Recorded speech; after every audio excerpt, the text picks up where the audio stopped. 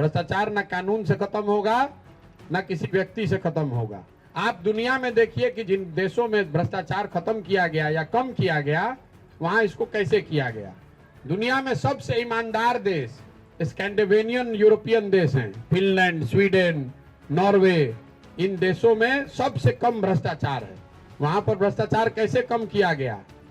पहली बात, योग्य लोगों को चुनकर राजनीति में लाइए। अगर नेता ही चोर है, जो तिजोरी का मालिक है वही चोर है, तो स्वाभाविक तौर पर भ्रष्टाचार रहेगा। दूसरी बात जो ज्यादा महत्वपूर्ण है, सत्ता और संसाधन का विकेंद्रीकरण। मतलब बिहार के सेक्रेटेरिएट में पटना में बैठ के फंड का बंटवारा न हो, उसका बंटवारा नीचे पंचायत के स्तर पर होना चाहिए। पंचायत को यह अधिकार होना चाहिए। पंचायती राज कानून में ये बात कही गई थी कि 1/3 विकास की राशि पंचायतों के माध्यम से खर्च होना चाहिए। तो अब वो पैसा आज खर्चा हो रहा है बीडीओ के माध्यम से, सीओ के माध्यम से, ज्वाइंट सेक्रेटरी के माध्यम से, तो वहीं से पीसी काटता है, चोरी करता है।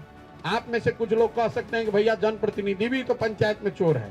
कुछ लोग उसमें चोर हैं, लेकिन वो 5 वर्ष में फिर उसको चुनाव भी फेस करना है। और बिहार का आंकड़ा उठाकर देखिएगा तो नल जल में चोरी भइल तो 96% वार्ड सदस्य चुनाव हारा है और 85% मुखिया जी लोग चुनाव हार गए।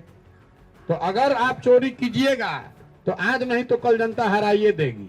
तीसरा है जन भागीदारी।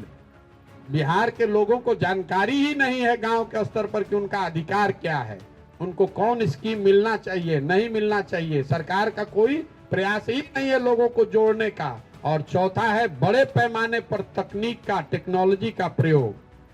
जो मान लीजिए कि नल जल योजना बनल बा, रोज पर चर्चा होता कि कितना चोरी होता।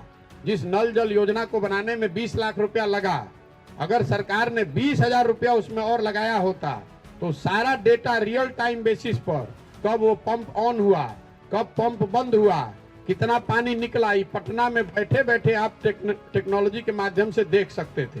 वो किया नहीं, तो अब आपको पता नहीं चल रहा है कि कौन नल जल चल रहा है और कौन नहीं चल रहा है।